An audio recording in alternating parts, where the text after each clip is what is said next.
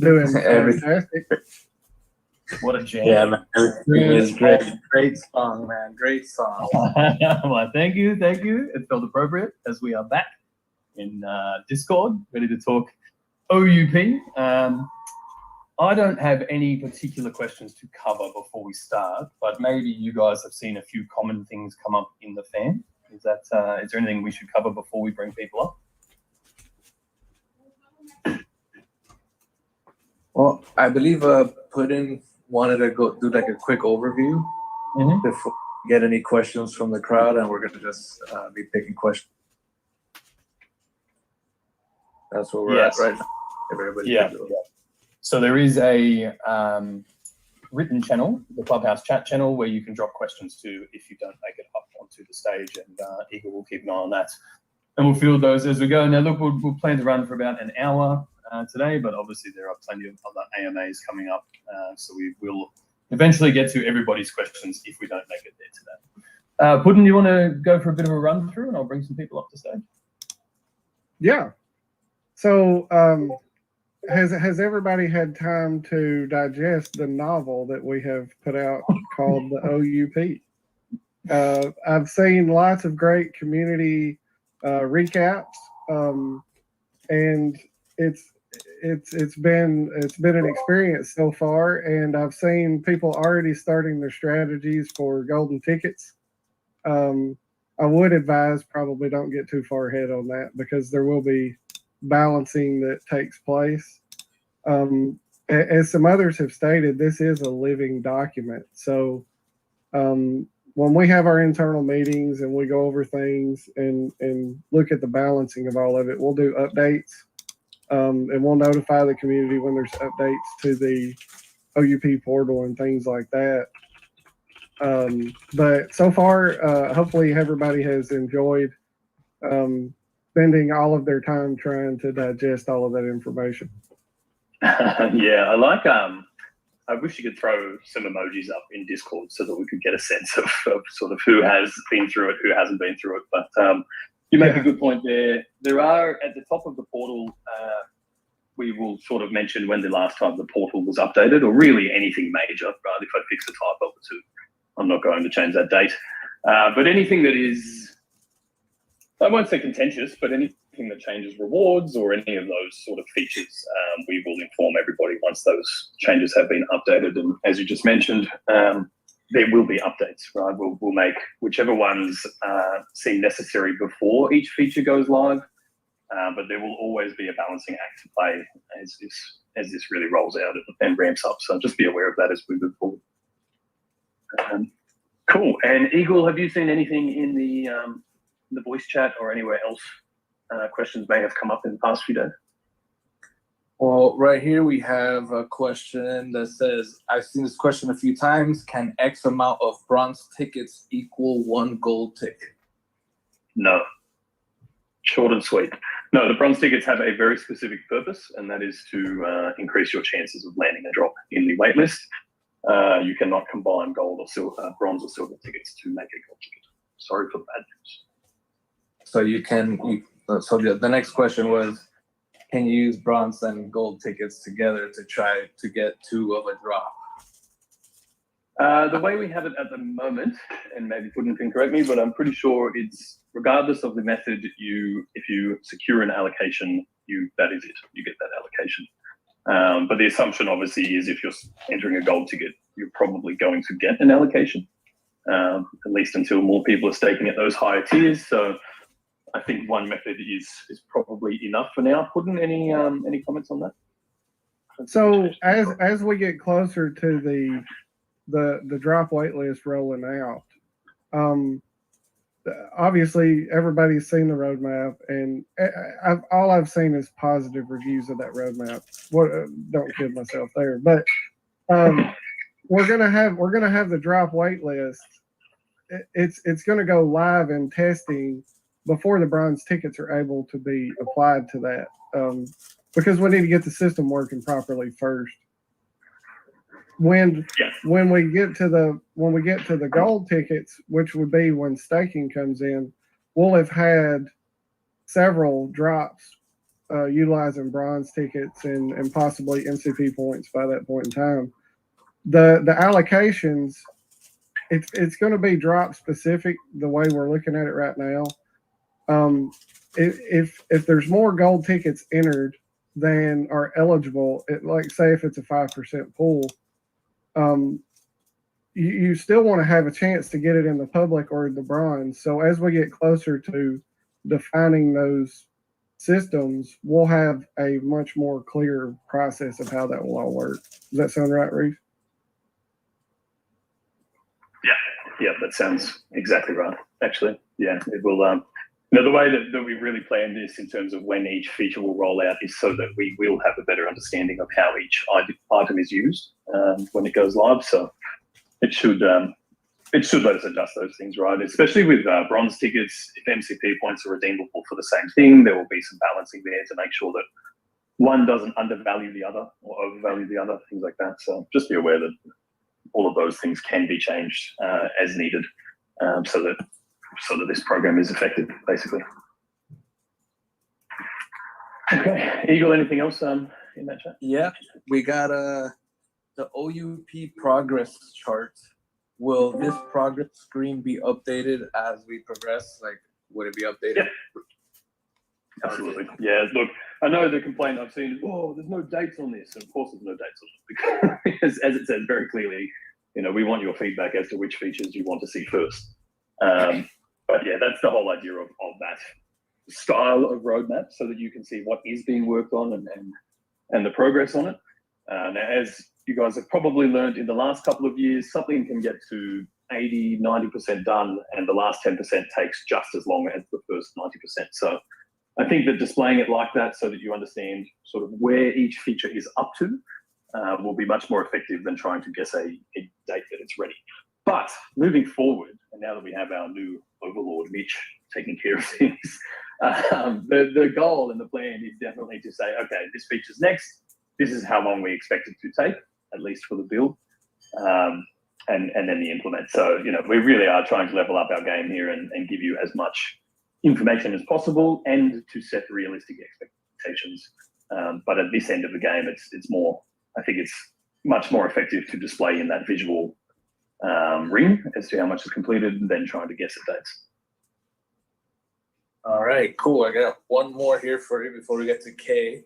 And we also got Swampy number 5 here. He's a mod of ours that's Hello. always helping people out with OMI questions as much as he can, and he'll be helping with this here too. So the next question says, can Reese give an example of what a non-licensed seasonal staking reward might be, like Vivi logo, signature? Yeah. Anything like that. Basically anything that doesn't come from one of our licensed partners.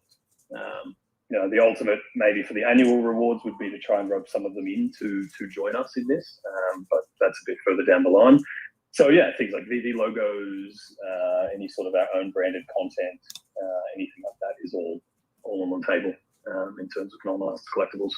And as you guys have probably realized, and I think I mentioned this in the video, that each item, the rarity of each item will depend on how many people are at that staking tier. So, arguably the higher staking tiers in season 1 and season 2, those items are probably going to end up being more scarce overall than say, the staking rewards after season 6 or 7 or something like that, when you would naturally expect more people to be part of the program. So just good to be aware of that too. All right, and something else that we're planning to do is announce the seasonal rewards well ahead of time. That way you're not wondering what you're going to get at the end of the season once you've already committed your stake and things like that. So the plan is to know at least one season ahead what the next season's rewards would be on the collectibles. Yeah, exactly right. Or at least most of them. Right? There's always things where you can add through seasons, but yeah, I'm a big proponent of knowing what you're getting, basically, so that you don't get to the end of a staking season and end up disappointed. So that's definitely part of the plan.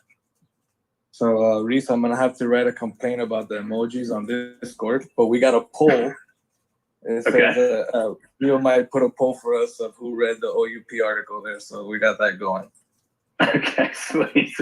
Should we take guesses? And- I guess 15%.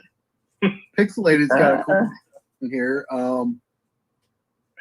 Is the only way to get land through OMI utility or OMI utility program? Do you think that we'll have other ways to get that, obtain that? There will be other ways, right? What I'm currently thinking, what we're currently thinking with this, is that those gold ticket land redemptions would actually get you land in like an exclusive estate of sorts, like Ecomi land, but with a much better name, obviously. So, you know, we can kind of layer on a bit more scarcity there. We could also make it that the only way to get land in that area is in each year's first season staking rewards. So, you know, we can kind of make that a thing too. But ultimately, I mean, we want some community feedback on that front. And we probably won't make final decisions on that until everyone's actually in the VeVeVerse and making use of it. But the idea is that there would be probably multiple land releases in the VeVeVerse, some that will be accessible sort of straight away or in first releases, some that might only be accessible through gold ticket redemptions, that kind of thing. But ultimately, we want to get through the OUP before we go too heavy into VeVeVerse.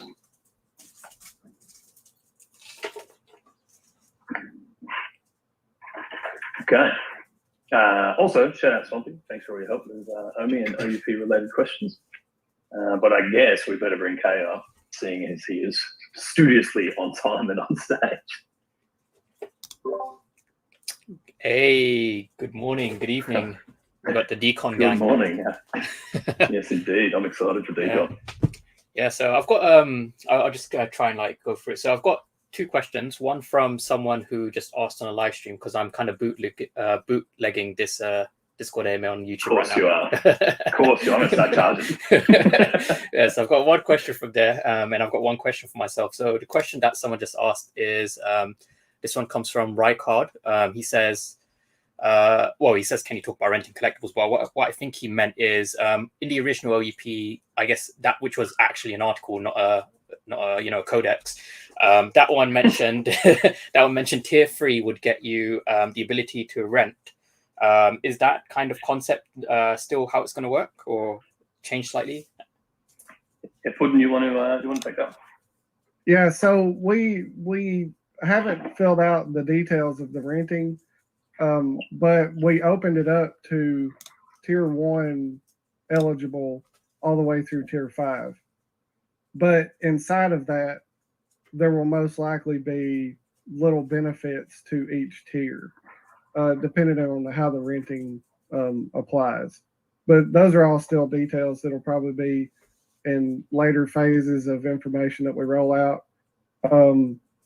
We already knew that we were hammering everybody with a giant portal of information, and we had to make some cuts on what we wanted to put in there just to avoid confusion.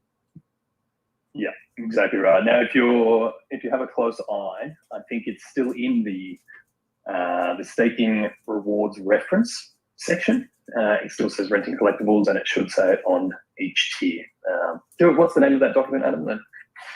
Yeah, it's in the staking quick reference guide. It's they're like little show cards that are like a snapshot of what each tier's benefits are. Yeah. So we'll flesh that out as there's more details. And, we just mentioned that there'll be little perks within each tier for renting, things like that. Could be limits on how many collectibles you can rent per week or per month, something like that. But as you mentioned, we'll flesh that out as we get a bit closer to it. Ah, nice.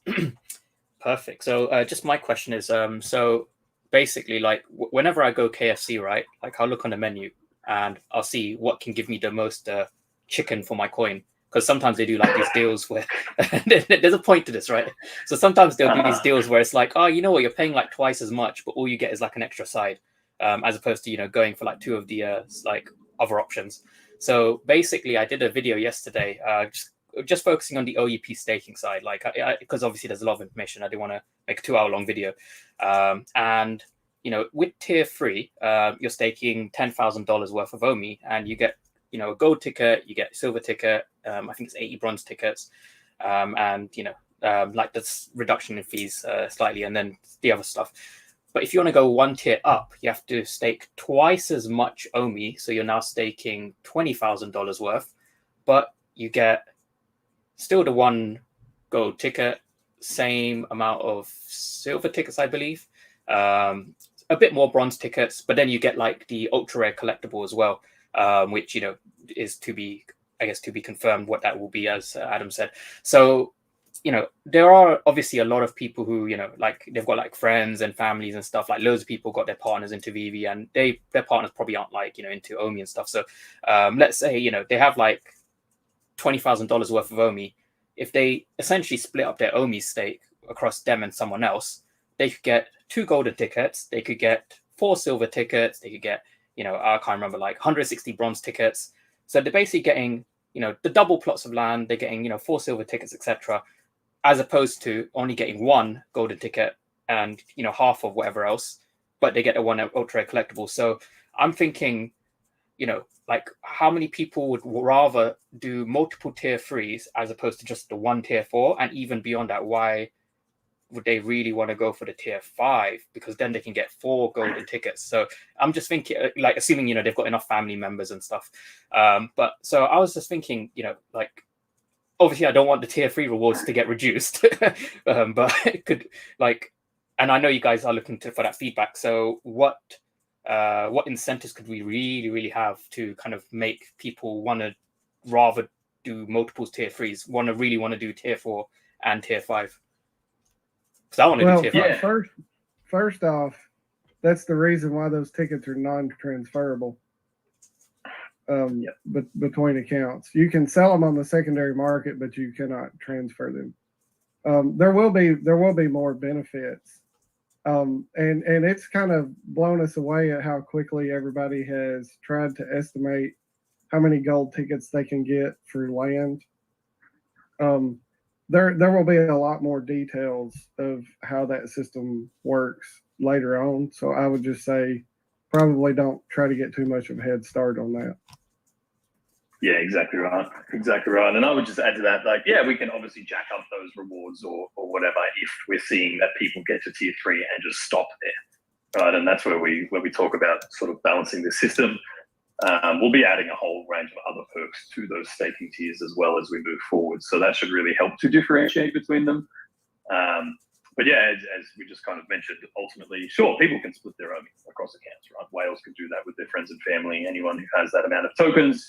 But it's only going to benefit that one individual account, and each account needs to be KYC'd and Face ID'd and all those things to even be able to use those features. So there's a limit to how far someone could really go with that anyway.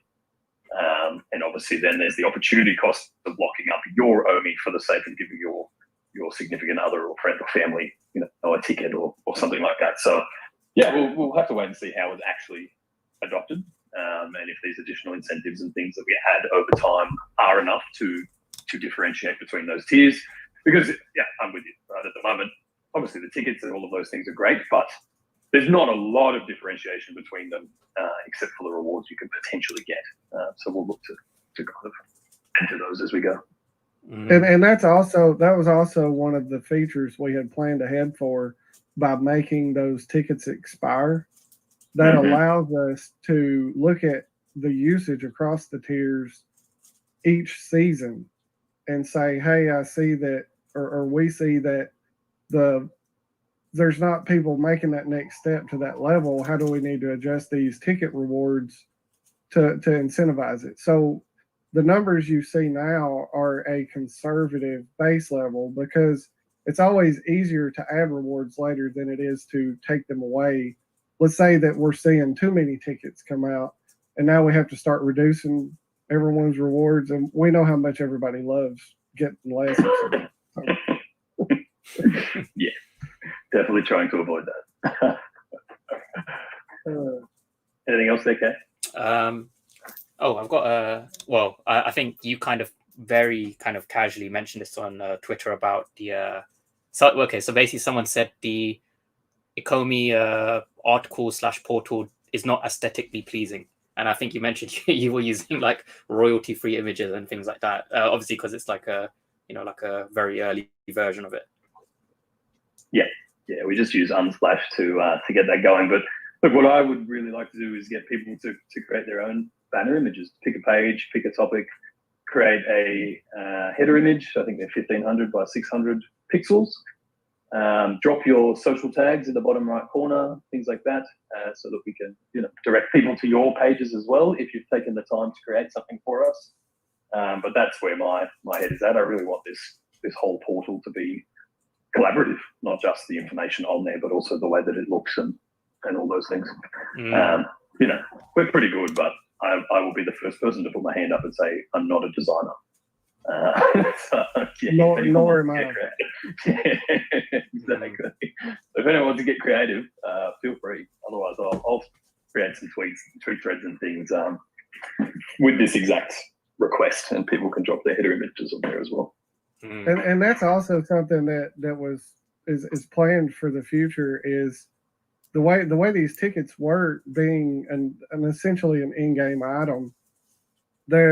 There's things we can do in the future, like have community contests to win a gold ticket, or smaller contests to get bronze tickets, silver tickets. There's a lot of engagement and things, and it could be something we reward that. If somebody comes up with a really amazing graphic for somewhere in the portal, it could be a contest to win a gold ticket. Something as simple as that. Yeah, exactly right. There's plenty of incentives we can offer there. That's on top of just your name on a piece of an image there.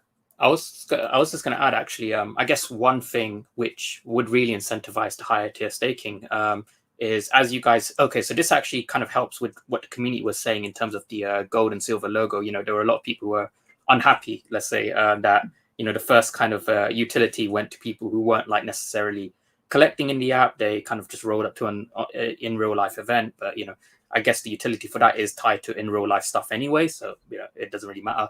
But because the staking rewards, maybe I misread, but I remember kind of something to do with like VeVe licensed IP in terms of like ultra secret rare, as well as like working with like very specific like I guess partners on these exclusive pieces.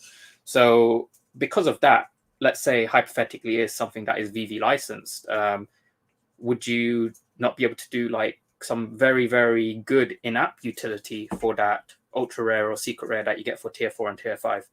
Would that not be something to incentivize people? Yeah, yep, could be. Could definitely be. Once we really open up to the VeVeVerse and all of those things, a lot more of what we do becomes VeVe branded, right? I guess more in-house stuff.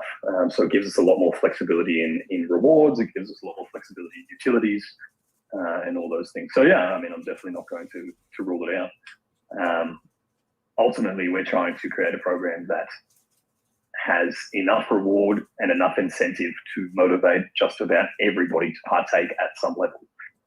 So we'll always be layering that on. And look, I would say over time, as more and more people join staking program, then we're going to have to change those rewards, or at least add to them or tweak them so that they don't get fully diluted. So definitely something we're aware of. Perfect. Oh, I've got one really important one for myself.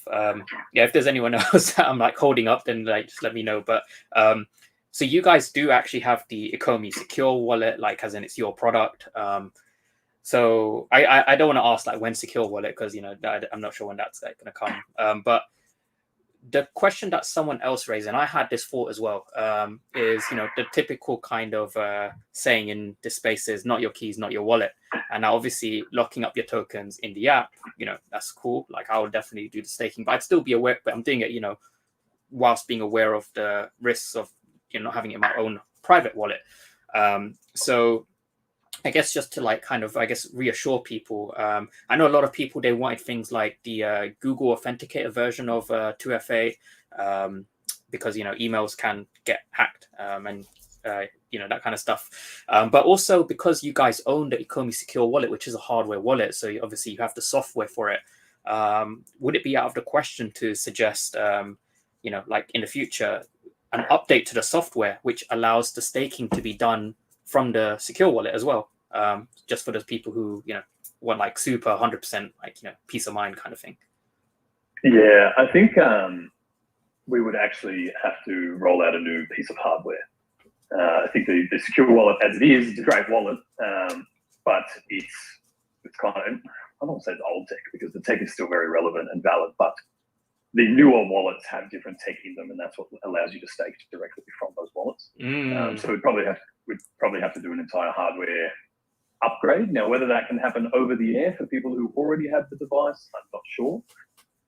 But at the moment, I think it's easier just to kind of count that out.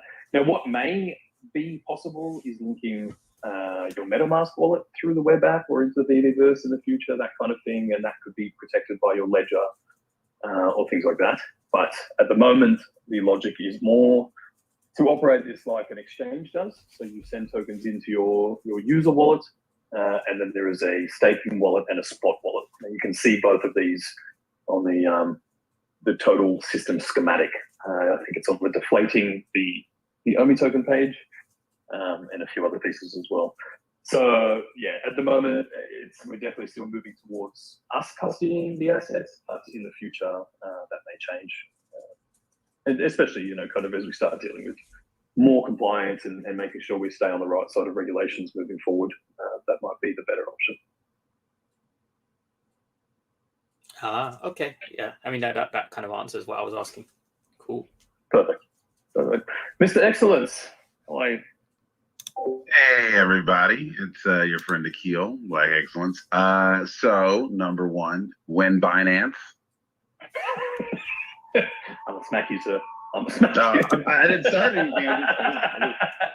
Look, He came up here and chose violence. Oh, I did choose violence. When Binance or when FTX now? I just wanted to know when Binance. Thank you for your input. I'll work on it. All right, and then the second part was obviously great things coming.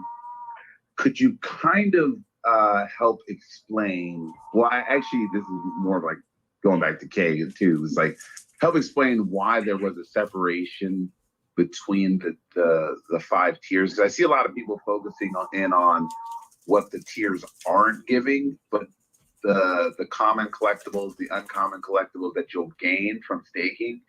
Any segue into what that might look like? In terms of the collectible rewards, you mean? Yeah, so are they going to be like special one-off collectibles, or are these just going to be like whatever's left in the queue from what didn't sell? No, they'll be sort of VeVe branded. There'll be some of our own content, anything that's non-licensed. You can add to your showrooms and all those things. So I guess in that regard, yes, they will be quite limited edition one-offs. We obviously won't repeat the same collectible rewards each season. So whatever comes out as that collectible staking reward each season, that will be it for that item. That's kind of the logic there. But it can take any shape or form, right? You can be talking VeVe logos, any collabs, community suggestions or builds. I don't think I'd call them accessory items, but definitely things that you could throw into your showrooms to change it there. But ultimately, I'll look for as many ideas as I can get from the community. Personally, I know there's a lot of things I'd love. I'd love the OMI logo. I'd love the green truck. I'd love to see the little service unavailable warning sign on the market. Things like that as well. So look, there's some really cool creative content that we can get going there, especially when it comes to collaborations and bringing people in for our own content. But at the moment, we're just going to let that stew in speculation land, I think. I guess my follow-up to that is then, will you guys be able to put out a list or kind of have an idea of what's coming for that quarter? So as we know, we're going through these quarters. Yeah. Some people may not want to stake for all of it, but if they at least have a list or an idea of what's coming out, or is this going to be like just purely, hey, stake, and if you get it, you get something cool. If not, then, stake to the next quarter. Yeah, but no, we'll definitely release those things ahead of time, because I don't want to get to the end of the staking season and have people up in arms or upset about the reward they got. So we'll definitely try to make those things known ahead of time. The initial plan is to announce the following season's staking reward collectibles during the grace period of the season before it. So if somebody's unhappy with what those rewards are, they have an opportunity to withdraw their stake. Yeah, except they will also forfeit the annual rewards if they withdraw their stake at any point. So there's a bit of obviously each quarter there's incentive to continue staking, but the main incentive there is the long stake because the reward is obviously much more, I shouldn't say lucrative or valuable, but obviously, desirable. That's the word I'm looking for.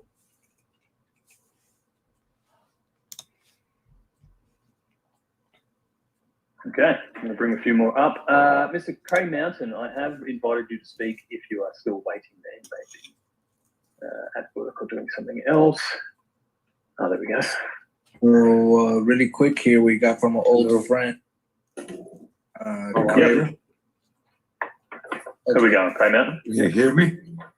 Yeah, we got to there. Yes. Okay. I have one question. I wanted to ask about staking.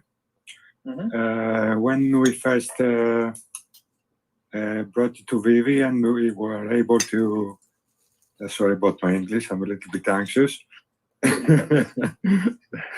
And so on the beginning, when we first staked our OMI, let's say, for example, that we had 10K worth of OMI. That was like 1 year ago. And now probably with the market dump, might be like 1,000, 2,000. So we will keep that staking tier from the day we So I think I understand what you're asking. Okay. Yes, once you have staked at a particular tier, if the OMI token moves to the downside, you will still keep your tier, provided you don't unstake. But it will change the number of tokens you need to progress to the next tier, because those rates will change each season based on the OMI token price. So that's does that answer your question? So we will keep the tire on the moment we enter the stake, right? Correct. Okay, Once you've thank you very unlocked it, you keep it. No problem. Okay, perfect. Thank you very much. Yes, and that's also once the staking system is in place. I've actually seen a few people ask if it was counted from the time they deposited their tokens into their wallet now. And this will actually all be implemented later on. And we'll be transferring our tokens to a staking wallet. That way, the whole community can go look at this one wallet and see how many tokens are staked at any given time. Hi guys, hi Reese. Okay, great stuff. All right, who else have we got up here? ADI Plan B? ADI Plan B? You're up, man. Yeah. Hello guys. Hi Reese, what's up? Oh, just hanging out, mate. How are you? I'm fine, buddy. I know this is an OUP AMA, but I have one question. I've been here since season 1, but my KYC is not approved. Okay. You have to go through support for that. Yeah, I went through the support and it's been more than 3 months and I still have no response. There is a help channel in Discord. Eagle, is that's still running if they have had no response for a few months? I mean, look, I'd be very surprised if you had no response because support is on point. But yeah, sorry, Eagle. Take on. Yeah, I've been trying to reach you guys on Twitter, and I missed a lot of drops, and market is locked. If you can please look into that. Yeah, so what is the reason? Why did your KYC not pass? I think it has to do with the address proof, because my identity was approved, the selfie was approved, but the address proof I posted a screenshot of my mobile internet provider's bill, not my mobile bill, but the internet provider's bill of my house. I think it needs to use a bank statement or something a bit more legit. Yeah, I can do that. I can verify my KYC again, but I'm not getting the opportunity to re-upload my documents. I have tried to reach you guys, but if you can look into it, I have been here from season 1. Yeah, So, no worries. yeah, that is. Okay, I mean, if you could drop your username or use the get help, the get help feature in the Discord, and we'll try to escalate that for you. Yeah, my username is the same as Adi Plan B. Cool. Right, Just cool. put it in that channel so we can pass it on easily. Yeah, put in the get help, and we got you. So thank you, guys. Thank you. No worries. No worries. Hopefully we can come to a quick resolution for you. That is easy. Okay. NAB C1987. I'm bringing you up. You will have a chance in a moment. And guys, if anyone else has a question or would like to speak, we've probably got another 20 minutes or so. So feel free to put up your hand if you want to have a chat. We have a break cat from space up here too. Oh, we do have a break cat from space. All right, we might throw to Mr. Break Cat. Hello, friend. Yes, can you hear me? Yes, we can. Oh yeah, hang on, Break Cat. We'll come back to you. NABC 1987. How are you, sir? Yeah, sorry about that. Yeah, You're right. I have a I guess 2-part question.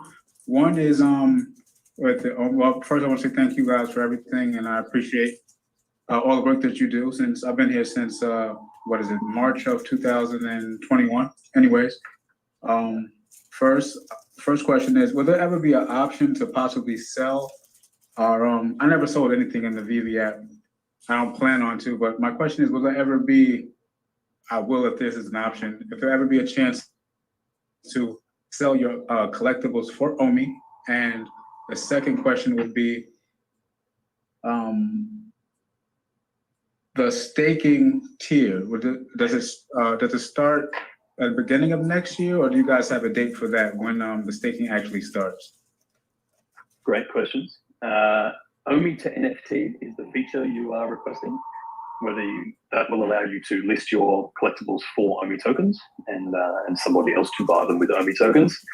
I actually think that will be a huge bridge in allowing non-crypto people or people who don't want to go through all of the pain of exchanges and bridging and all of those things to acquire some OMI for staking. So yes, that will be available, and it will be available before staking goes live. We don't have a start date on staking yet, and we probably won't until a few of these first features have been implemented. But we'll update that in the articles and obviously all across socials whenever it takes place. But just to set some expectations, we're currently of the opinion that staking will be the last feature of this feature set to go live, and that's because we need all of the other things in place to make it effective. Basically, we need OMI to NFT, we need the tickets built, we need the drop system, all of those things before staking goes live. So between now and then, I think I mentioned in the video, but for things like OMI to NFT or OMI, those kind of features, I think we'll just do a flat 1% buyer and seller fee. And then once staking tiers are live, you'll obviously be split into your different fee tiers depending on which staking tier you're in. I appreciate you guys so much. I said it before, I'll say it again. You're absolutely goated, and I'm here for the long haul. See you at the top. Thanks.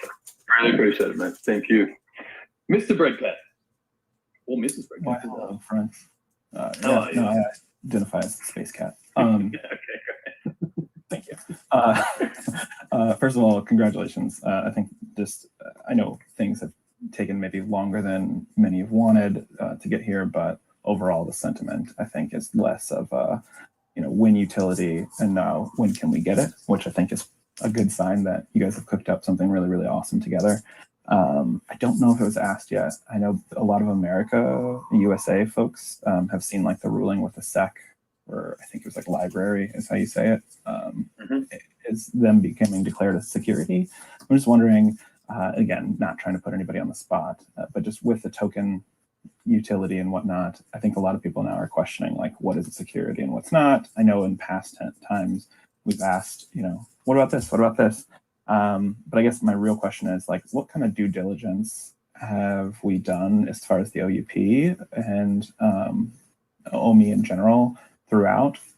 Again, I know regulations are shifting, so what is true today could always change as this thing evolves. But like, what have you guys done on the other side of this to kind of make sure that this is as compliant as possible? I think that would help some people maybe sleep a little easier. Yeah, for sure. I might let Puddin jump in and answer the bulk of that question, but I saw the library thing as well and the SEC ruling. So most people here probably weren't around when we had our original IEO.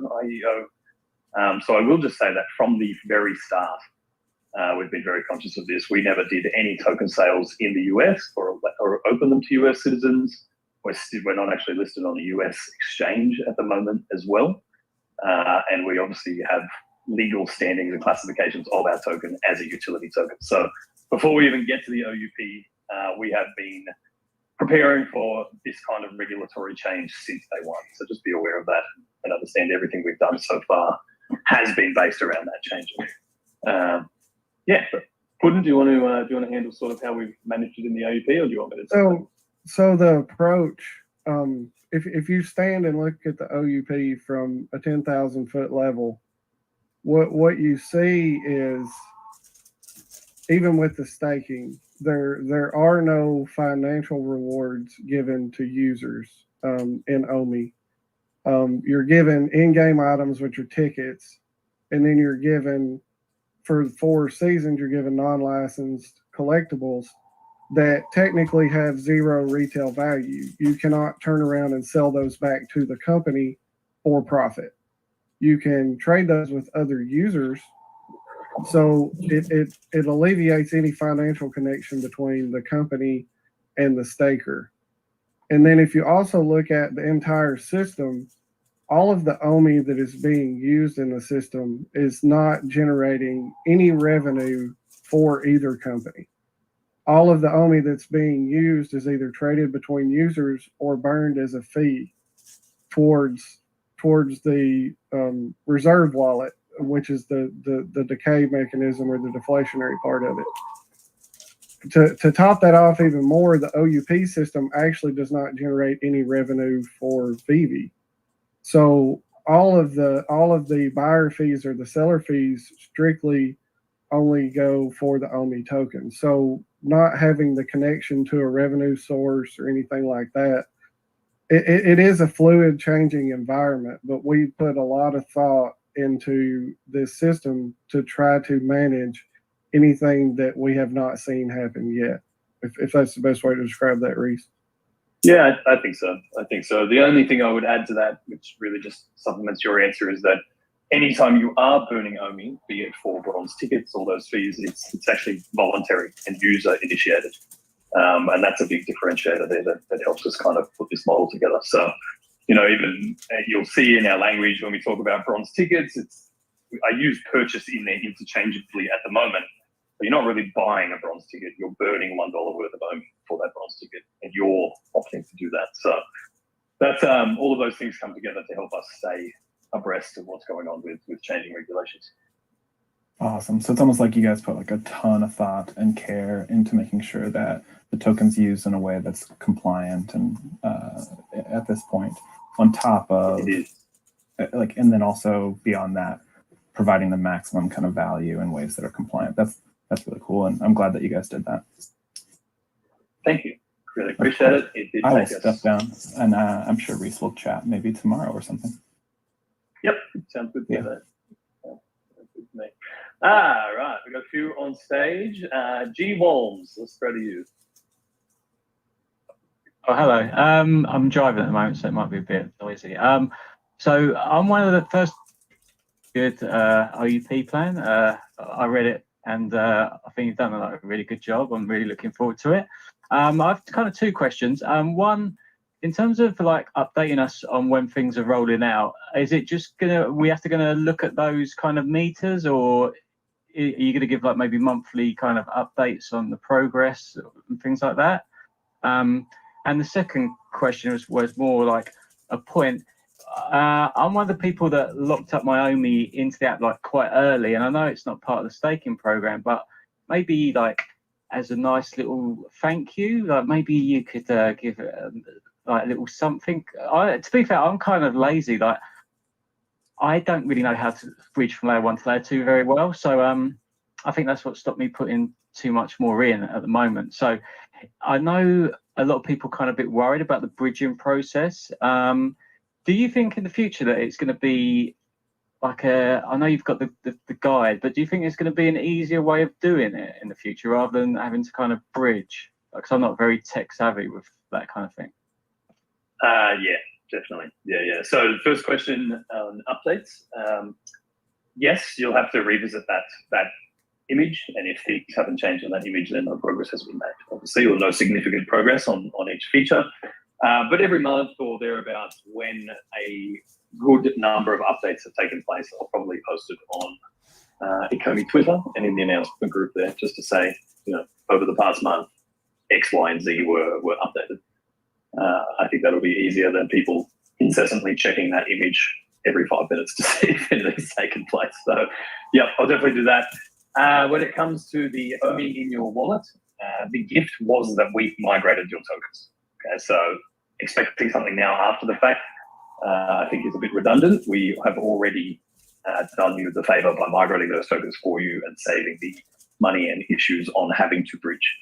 Now, the second part of your question, will it be easier to bridge or use OMI? Yes. The bridging process will stay the same because that's just a function of the smart contracts. But we are working on being able to just buy OMI directly in the web app. So that would just be layer 2 OMI and cut out any need to bridge, unless you want to then sell on an exchange or something like that. You would still need to roll down to layer 1.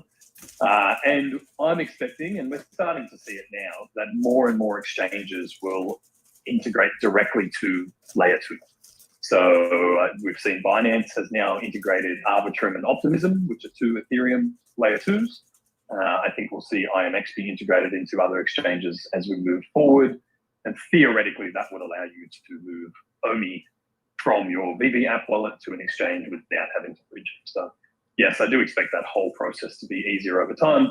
But layer 2s have only been live for 12 months now, I think. Like, I mean, the entire technology has only been in existence for that long. So it will, of course, get easier to access over time.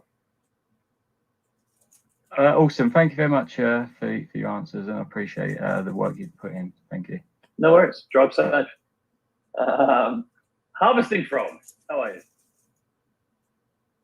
Hey, everybody. How are you, man? Hey, I want to know something. I'm not sure if I misread or if I'm just imagining things. But it seems to me that in the UUP, you leaks the fact that we're going to be able to build, and to me sounds like create our own NFT collection. Am I wrong? Maybe like Mr. Brock can do with the feces? If you're referring to the community partnerships, is that what you mean?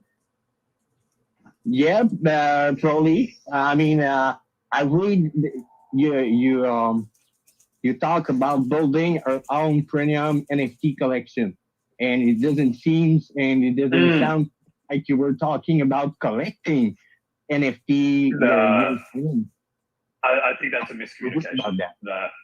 I mean, you know, this whole thing is centered around you collecting more things on VeVe, building your collection, as opposed to designing and creating your own NFTs.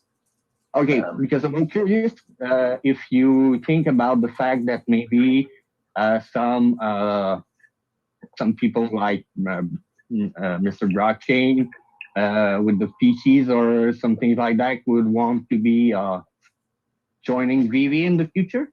Maybe some people in the content creator. Did you think about that? Yeah, we've thought about it. Yeah, look, I think the first implementation or the first attempt at something like that is more likely to come through probably the Artworks program. There's some incredible creators in our community and incredible 3D designers and things out there as well. But it's not in our immediate plans or future. So I'd probably just leave it for now. All right, thank you. I was thinking it was leaked a little bit, but thank you. I always get nervous when someone says, "Hey, did you leak this?" I'm like, "Oh, I hope not." I was like, "What did I mess up?" Yeah, not gonna lie, Dan. I'm deceivable. Perfect. All right, a couple more on stage. Claire, it has been a while.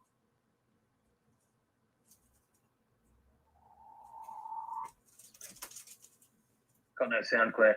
Might have to push the talk. Oh, rugged. Emoji, Yeah. how are you? Hey, what's up? How's it going? Really well. How are you? I'm good. I'm good. So, okay, so I have a question. It's a two-part question, but I'm gonna say this: if it was already asked, just say it was already asked, and I'll go back and listen to it because I don't want to take up other people's question time. But okay, so with Omi, with listing things for Omi when that happens, right? Because the licensor still needs their fee in gems, right? So is that pretty much like we're gonna have, like, for instance, let's say, you know, SR Spider-Man goes back up to 100,000, right? The floor price. Yep. And we want to list that in Omi. Are we gonna have to have, like, I think it's like 6,000 gems, 6% in our account in order to just list it at that price for Omi? Yes. Yeah, at the moment you will. It'll be that 6.5 plus what, you know, I think it's 8.5 total plus your staking tier on top. So look, there's no real elegant way around that just yet. It's pretty sticky, to be honest, and obviously we're going to try and find better ways. But the alternative is that the whole transaction takes place in Omi, and we would have to sell that 8.5% to pay the licensors. And obviously everything we do is to try and limit any sell pressure. So at the moment, that's how it's going to take place, or how we're sort of shaping and designing things. Which, look, it does make it inconvenient for big purchases. I completely understand that. But for the lower price things, it probably results in things being listed at much more reasonable prices. Because if you can't list them gems, yeah, it should So that brings the second part to the question. Do you think that there would ever be a way for of like that 6% to be deducted from the Omi that the person receives, automatically sold for gems, and then that profit be sent to the licensor? So it's just taking from the Omi profit that the person would get. Yeah, so that's what I was referring to a moment ago.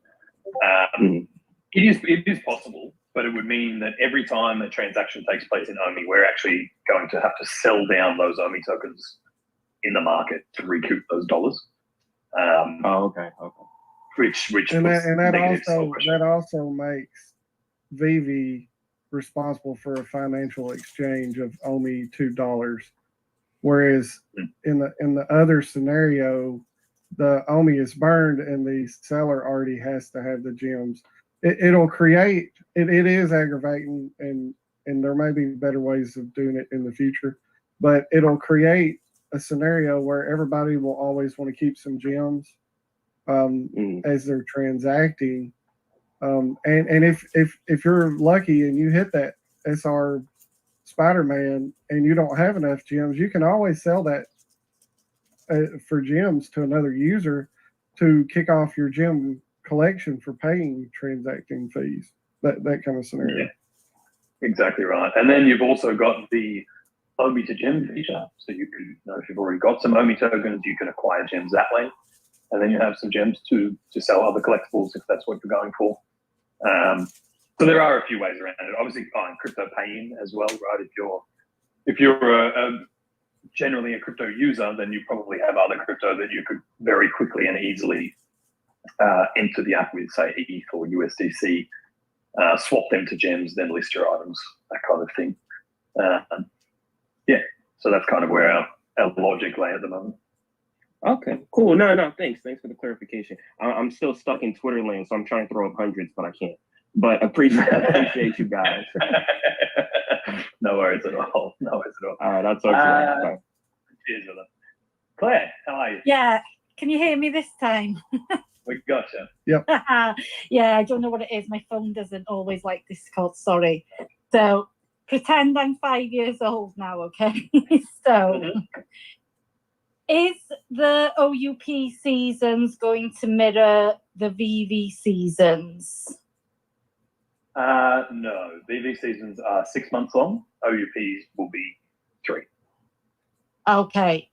And then the next one is, say for instance, hypothetically, 5 million OMI is $10,000. And on the first day you open, I stake $10,000 worth of OMI. Would I go straight into tier 3? Or do you have to go through, so you go to tier 1? You go to tier 1, you have to wait for the timer to expire. And then you can obviously add to your stake, and then you will unlock tier 2. Then that timer will start for tier 3. So you can either wait each timer out, and I think it's 15 days, then 30, then 60, then 120. We just doubled them. Or you can pay the fast track fee, which means you're burning only to jump straight to the next tier. So that's kind of how we have that set. Now, why would anyone want to fast track or make it to that next tier? Well, if you want to be in tier 5 on the first ever staking season snapshot, so you get that secret rare collectible, you actually have to fast track at some point to make it there. That's right, isn't it, Adam? Yes, it's if you do it naturally, it's 225 days to unlock tier 5 if you choose to not fast track. Yeah, perfect. So that's everybody has a chance to get into that annual staking snapshot, because as long as you are staking at any tier during the year, you will count for annual rewards. So you can do it that way without spending the extra money or without having to fast track. But if you want to get there sooner, if you want those trading fee discounts or those season 1 collectible rewards, you will have to fast track to get there. But you don't have to add to it. So say, for instance, on day 1, even if I was in tier 1 and I had my $10,000, can I just, do I have to add to that, or can I just, if OMI stays the same? It will depend on how that system is actually built more than anything. Because if we're saying, if we put a limit on how many OMI you can deposit based on your tier, then you will have to manually add to it. But if we can just have it, obviously calculate what you have there and unlock, then that's a possibility. The only caveat to that is, if say you put 10,000 in on day 1 or whatever, and your time is unlocked for the next tiers, but then the value of OMI drops, you would need to be adding to the stake to progress. So I think at the moment we'll make it that you will have to manually just press the button and say, increase stake or add to stake or something like that. The price for staking is fixed for the whole season. So right. I've not seen a lot of people get too deep into it yet, but there will be a chance that you could end up saving yourself money or costing yourself money by waiting further into the season to do your stake. So if day 1 starts, the price is set. So like say it's $1 million OMI to do tier 1, but that price for staking is fixed for those 3 months. But the market crashes or booms or does vice versa. If the price of OMI in the market goes up a month into the staking season, it's going to be a lot harder to get that 1 million OMI to get that tier 1 part of the way through the season. And then vice versa, if the price of OMI has went down, you can buy 1 million OMI on the market and stake. So there's a little bit of a gamble waiting. And then at the start of the second season, it's going to take an average of the OMI price at the beginning of the first season and the OMI price at the start of the second season. And then it will reset the tiers for that season. So essentially you'll see a fixed amount of OMI in the app that has to be staked for each tier, but it's going to be changing every 3 months. The benefit that in a way that we're doing it to make it fair to the users is if you are in a tier, you will never be kicked out of that tier or have to top that up. If you have unlocked that tier and you do not unstake, it is yours forever. So you're not going to have to be monitoring all the time the market to say, oh no, OMI price has crashed. I got to go come up with some more OMI to retain my tier. So we've set it up in a way where you do not have to worry about that. If you get to tier 2 and you're happy with it, It's yours forever as long as you don't unstake. And to compound that, we're doing a one time a year where you can adjust your position to match the market. So let's say that you staked in the very beginning of the entire system and OMI price went up over the span of that year. Well, you may have more OMI in your staking position than is required to be there for the beginning of the second year. We've added that yearly grace period to let you pull the excess OMI out of there without having to unstake, and it lets you adjust down and get you in line with everyone else. There'll be a lot of mechanics around this system, and we will put together a document that thoroughly explains this out in a lot more detail the closer we get to staking becoming live. Thank you. I like the idea of once you get to the tier, you can stay there. It takes a lot of stress away. So, yeah, provided you don't stake, right? Provided you don't unstake. If you unstake, you will still have that tier, but to come back to that tier in a later season will depend on whatever that tier's rates are. So as long as you leave your stake there untouched, you'll maintain that tier. And it's always layer 2 that you stake with, yeah? Everything OMI in VeVe is layer 2. Yeah. Brilliant. Okay, thanks. Thank you. Thank you. And well done. Thanks, Glenn. Really appreciate it. Just a shout out. The women ex VeVe are taking over Discord. Is it Saturday, Claire, or something? Sunday. Yep, and it'll be in this chat, right, in the clubhouse. So anyone who wants to join, I will try to be there. Puddin, I think you're going to try and make it as well, and we'll talk to OUP. But really, just a great way for the fam to connect. So if you're around, then please feel free to join. Now, guys, we have just hit the hour. So, Junior, you are the last one on the stage. You take your question, and then we'll wrap things up.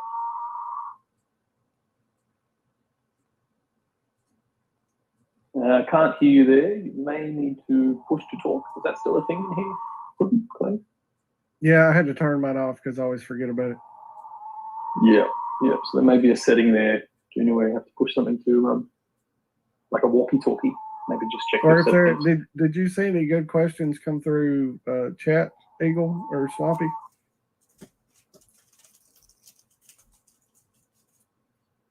Got a Swampy? Sorry, guys, I have a baby on hands. No, you're all right. Yeah, Junior, we're still, we can't hear you there, so maybe just check your settings, or if you want to drop your question in the voice chat, in the Clubhouse chat channel, we can always answer it there, if that makes it easier. I mean, okay, I did see one from our friend Kyle, but I lost it. I think he was asking if we're gonna be staking the OMI in the app. Yeah, everything OMI, everything crypto, all of that stuff will happen through the web app. The good old Apple overlords don't let you have fun with anything, so everything crypto related will be web app. So yeah, it'll all happen through there. Oh, okay, not on the phone, but on the web app. On the web app, yeah. It's easier to do there. Easy to integrate. All the other wallets already exist. Just makes it easier to pair things. So, okay, well, Junior has left the stage. I'm guessing maybe couldn't connect or push to talk wasn't happening. So maybe just keep an eye out for any questions from Junior later if they come through. On my way. Join the stage. Got a question for us, bud, before we wrap up?